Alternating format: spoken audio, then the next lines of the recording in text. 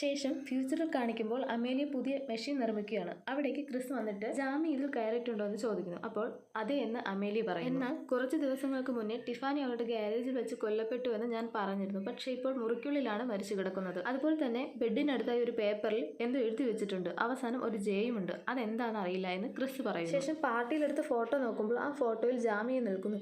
ഓ, ജാമി അപ്പോൾ അവിടെ എത്തി. 1987 അപ്പോൾ ആ കുറിപ്പ് എനിക്കുള്ളതായിരുന്നു. സ്റ്റോപ്പ് ദ മെഷീൻ ജെ എന്നാണ് അതിൽ എഴുതിയിരുന്നത്. ഇപ്പോഴാണ് അമേലിയയ്ക്ക് കാര്യം മനസ്സിലായത്. ജാമി കൊലപാതകങ്ങൾ നടക്കുവാതിരിക്കാനായിട്ട് ശ്രമിക്കുവാണ്. അപ്പോൾ ക്രിസ് പറയും ടിഫാനി മരിച്ചിരിക്കുന്നു. അതെ, പക്ഷേ ഹെദറിന് മാരിസയ്ക്ക് ഇതുവരെ ഒന്നും സംഭവിച്ചിട്ടില്ല എന്ന് അമേലിയ പറയും. ശേഷം പാസ്റ്റിൽ കാണിക്കുമ്പോൾ ജാമി ക്ലാസ്സിൽ വെച്ച് ബാക്കിയുള്ളവരോട് നമുക്ക് ഗേൾസിന് മാത്രമായി ഒരു ട്രിപ്പ് പാമിനോട് ചോദിക്കുമ്പോൾ പാം ഓ പോകാം, അത് നമുക്ക് നല്ലൊരു ഫണ്ണായിരിക്കുമെന്ന് പറയുന്നു. പിറ്റേ ദിവസം അവർ ട്രിപ്പ് പോകാനായി ജാമിയെ കൂട്ടി കാറിൽ പോകുന്നു. ജാമി കാറിൽ വെച്ച് ഉറങ്ങി പോകുന്നു. ശേഷം കണ്ണു തുറന്ന് നോക്കുമ്പോഴേക്കും അവൾ പോകരുത് എന്ന് വിചാരിച്ച സ്ഥലത്ത് തന്നെ വന്നെത്തി.